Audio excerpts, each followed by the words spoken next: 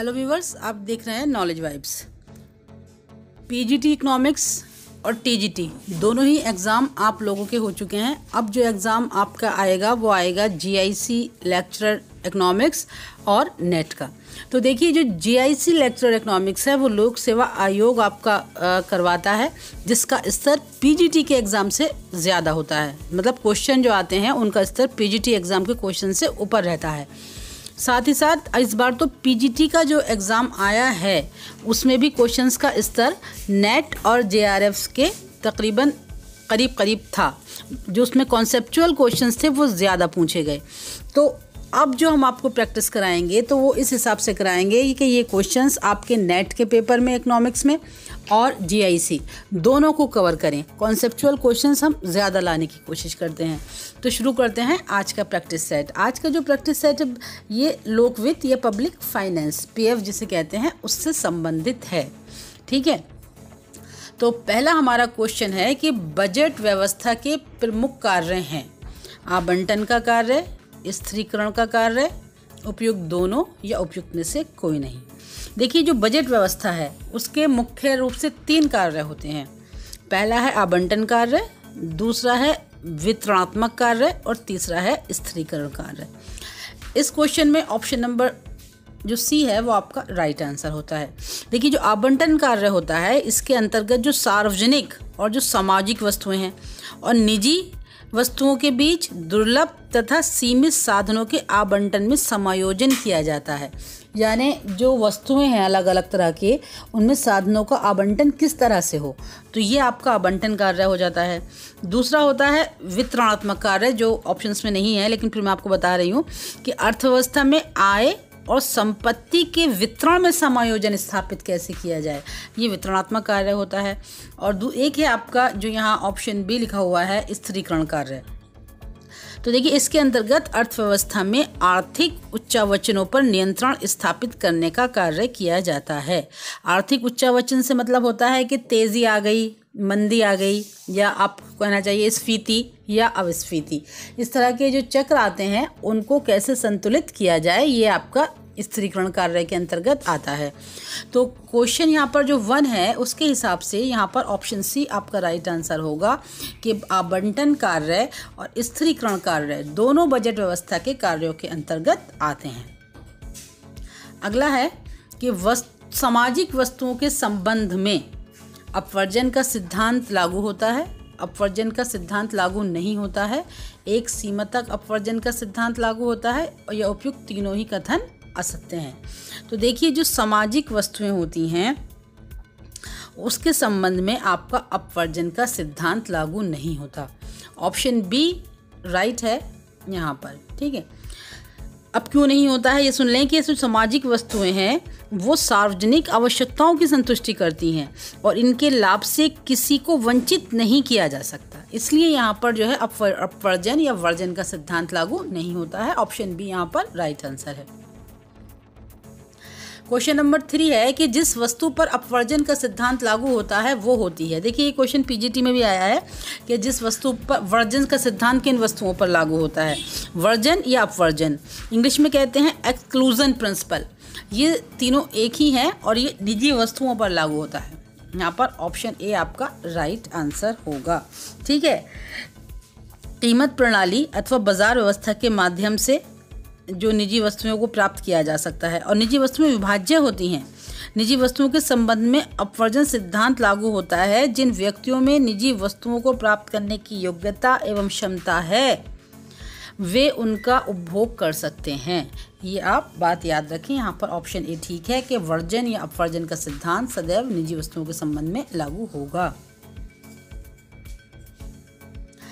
इसके बाद है जब किसी वस्तु के लिए ए और बी समान कीमत अदा करते हैं। ए और बी यहाँ पर 2 व्यक्तियों के लिए प्रयोग किया गया है, तो वस्तु कैसी होगी, निजी होगी, सार्वजनिक होगी। निजी एवं सार्वजनिक दोनों हो सकती हैं, उपयुक्त में से कोई नहीं। देखिए, जहाँ ए और बी दोनों किसी वस्तु के लिए समान रूप से कीमत अदा करते हैं तो वो जो आपकी वस्तु होती है वो होती है निजी वस्तु। ठीक है, जब एक ही कीमत अदा की जाए तो निजी वस्तु होती है। ठीक है, ए और बी के लिए यहाँ पर मांग वक्र का योग जो होता है वो क्षैतिज होता है, यानी जो निजी वस्तुओं के लिए जो मांग वक्र होगा वो क्षैतिज होता है। ये देखिए ऐसे आपका ये बनता है, ठीक है। इधर कीमत दिखा देते हैं और यहाँ पर जो है आपका वाई एक्सिस, यहाँ पर एक्स एक्सिस, ठीक है। अब यहाँ पर चाहे आप इतनी मात्रा लें, इतनी लें या इतनी लें, ठीक है। ये आपका हो जाएगा, कुछ भी आप इस पर 50, 100, 10, 20, 30 लिख सकते हैं, ठीक है, ठीक है। आपको याद ये रखना है कि जो निजी वस्तुएं होती हैं वहाँ पर m बराबर जो होता है वो MA प्लस MB के होता है, ठीक है। m बराबर MA प्लस MB होता है निजी वस्तुओं के संबंध में, ठीक है। इसका मतलब क्या होता है कि यहाँ पर जो मांग वक्र है वो क्षैतिज होता है, यानी मांग वक्र का क्षैतिज योग होता है। एक ही कीमत सब लोग अदा करते हैं समान वस्तु के लिए। तो ये आपका ऑप्शन ए यहाँ पर राइट हो जाएगा। इसके बाद जो अगला है,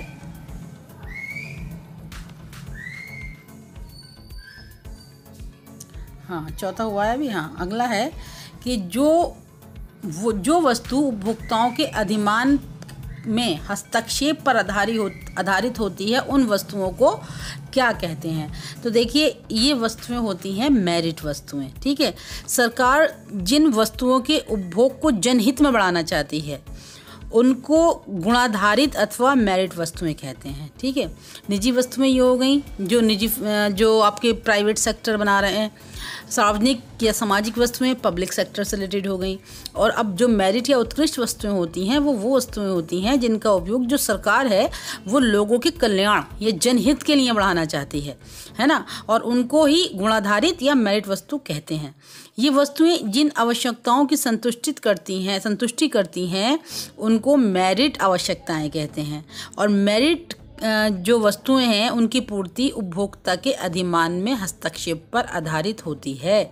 इन वस्तुओं के संबंध में उपभोक्ता अधिमान के स्थान पर प्रत्यारोपित अधिमान होता है। उदाहरण के लिए मुफ्त या कम दाम पर दी जाने वाली राशन की व्यवस्था इसमें आ जाएगी, कम लागत पर आवास की व्यवस्था इसमें आ जाएगी, ठीक है। ये सारी की सारी आपकी मेरिट वस्तुएं हैं जिनका उपभोग सरकार सिर्फ इसलिए बढ़ाना चाहती है कि उनसे जनता की भलाई होगी। तो जो वस्तुएं उपभोक्ता के अधिमान में हस्तक्षेप पर आधारित होती हैं वो हो जाती हैं आपकी मेरिट वस्तुएं। ऑप्शन बी यहाँ पर राइट होगा। इसके बाद ये क्वेश्चन है कि भारत में 11वें वित्त आयोग के अध्यक्ष कौन थे। देखिए 11वें वित्त आयोग के अध्यक्ष थे आपके AM खुसरो, ठीक है। अब आप कमेंट करके ये बताएं कि लेटेस्ट वित्त आयोग कौन सा है और उसके अध्यक्ष का नाम क्या है। इसके बाद अगला क्वेश्चन है कि मुद्रा संकुचन के समय सार्वजनिक व्यय घटाने चाहिए, थोड़े बढ़ाने चाहिए, अधिक बढ़ाने चाहिए या इनमें से कोई नहीं। तो देखिए मुद्रा संकुचन एक ऐसी स्थिति होती है जब निवेश, रोजगार, उत्पादन सब कम हो रहे होते हैं। तो इस और फ़ायदे लोगों को हो नहीं रहे होते हैं। तो जो निजी व्यक्ति है या जो आपका प्राइवेट सेक्टर है वो उस वक्त निवेश करने की साहस नहीं दिखा पाता। तो सरकार को ये चाहिए कि इस समय में वो अपने सार्वजनिक व्यय को ज़्यादा बढ़ा दे, जिससे समाज में जो है उसकी करेंसी या जो सप्लाई ऑफ मनी है वो बढ़ जाए, निवेश बढ़ जाए, फिर उत्पादन और रोजगार बढ़ जाए और संकुचन की स्थिति से अर्थव्यवस्था बाहर निकले। ऑप्शन सी यहाँ पर सही होगा कि संकुचन की स्थिति में या डिफ्लेशन में सार्वजनिक व्यय जिसे कहते हैं पब्लिक एक्सपेंडिचर उनको बढ़ा देना चाहिए अधिक मात्रा में। फिर क्वेश्चन है कि सार्वजनिक ऋण होते हैं अनिवार्य या ऐच्छिक दोनों या इनमें से कोई नहीं। तो देखिए जो सार्वजनिक ऋण होते हैं ये ऐच्छिक होते हैं। सरकार या सरकारी संस्थाएं अगर चाहें तो इन ऋणों को ले, अगर उनके पास साधनों की कमी है और साधन अगर पर्याप्त हैं, साधन मेनली पूंजी यहाँ पर आप कह सकते हैं, और अगर उसके पास पर्याप्त साधन है तो वो ना ले सार्वजनिक ऋणों को, ठीक है। क्योंकि सार्वजनिक ऋण से सरकार की देयताएं बढ़ जाती हैं। ज़्यादातर सरकारें कोशिश करती हैं कि सार्वजनिक ऋण ना लिए जाएं। तो यहाँ पर ऑप्शन आपका बी सही होगा, सार्वजनिक ऋण ऐच्छिक होते हैं। इसके बाद आ जाता है कि अविस्फीति में किस प्रकार के बजट बनाने का सुझाव दिया जाता है। तो देखिए, अविस्फीति की स्थिति में घाटे का बजट बनाने का सुझाव दिया जाता है, जिससे जो फ्लो है इकोनॉमी में करेंसी का वो बढ़ जाए। ऑप्शन यहाँ पर सी आपका राइट आंसर होगा। इसके बाद अगला है कि जितनी चादर उसके हिसाब से पैर फैलाने का नियम किस संदर्भ में दिया जाता है। तो देखिए, यहाँ पर जो आपका राइट आंसर होगा वो होगा व्यक्ति वित्त, यानी निजी वित्त, इंडिविजुअल। जितना उसके पास हो उतना ही वो इन्वेस्टमेंट करे। सार्वजनिक वित्त के संबंध में ये बात लागू नहीं होती, क्योंकि सरकार को अगर ज़्यादा इन्वेस्ट करना है या ज़्यादा व्यय करना है तो वो ऋण ले ले या घाटे की वित्त व्यवस्था पर जोर दे ले, किसी भी तरह से वो अपना जो है वित्त को, व्यय को बढ़ा सकती है। व्यक्तिगत वित्त वो होती है कि जितनी चादर हो उसके हिसाब से ही उसको खर्च करना है। इसके बाद अगला है कि किस व्यय में मितव्ययिता बढ़ती जा सकती है। तो देखिए, मितव्ययिता सिर्फ आपकी निजी व्यय में ही बढ़ती जा सकती है। ऑप्शन ए सही है।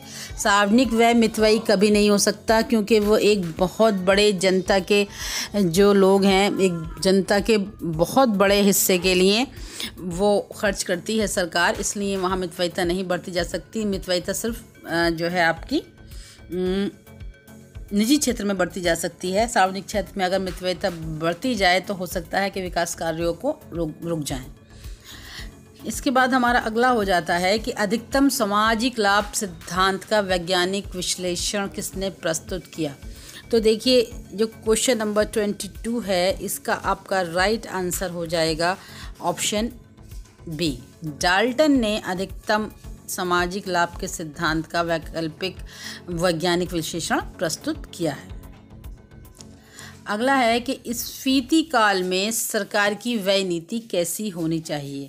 अनुत्पादक व्यय में कटौती करनी चाहिए, शीघ्र उत्पादन देने वाली योजनाओं को बढ़ावा दिया जाए, या अनावश्यक व्यय पर कटौती लगाई जाए, या उपयुक्त सभी।